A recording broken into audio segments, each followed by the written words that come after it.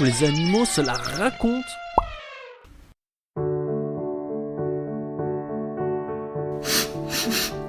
Ma maîtresse, Claude de Beaudoche, elle me manque tellement. Oui, mon maître me manque aussi, je l'avoue. Nous sommes les veilleurs des gisants de René de Beauvau et de Claude Beaudoche. Quelle noble mission. Tu as raison.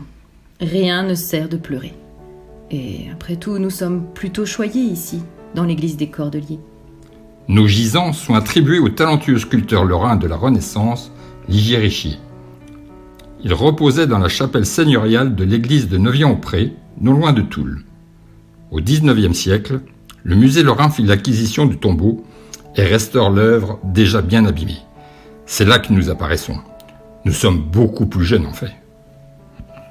Enfin, restaurer, selon l'idée des restaurateurs du XIXe siècle. C'est un sculpteur nommé Giorne Viard qui s'est occupé de nous. Et, si ça se trouve, il nous a complètement réinventé, monsieur Viard. Regarde, autour de nous, les autres lions et lévriers de notre trempe, ils dorment tous. Oui, alors que nous sommes comme éveillés, à l'affût. Nous avons la très noble charge de porte-écu.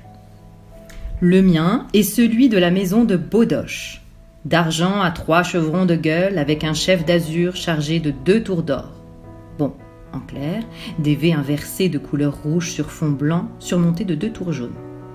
Oui, enfin, notre plate ne restitue pas les couleurs des blasons, seulement leur dessin.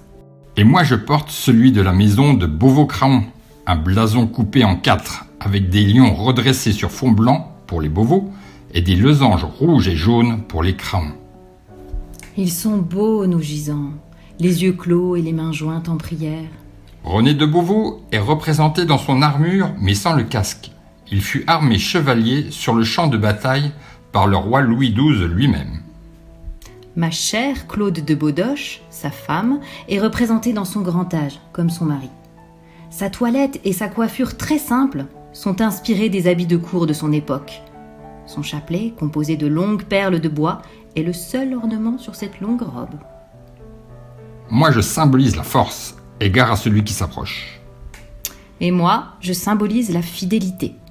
La fidélité pour une femme, comme de par hasard. J'aurais préféré l'audace, la témérité. Ce n'est pas très original, mais toujours mieux que nos amis qui passent leur temps à dormir.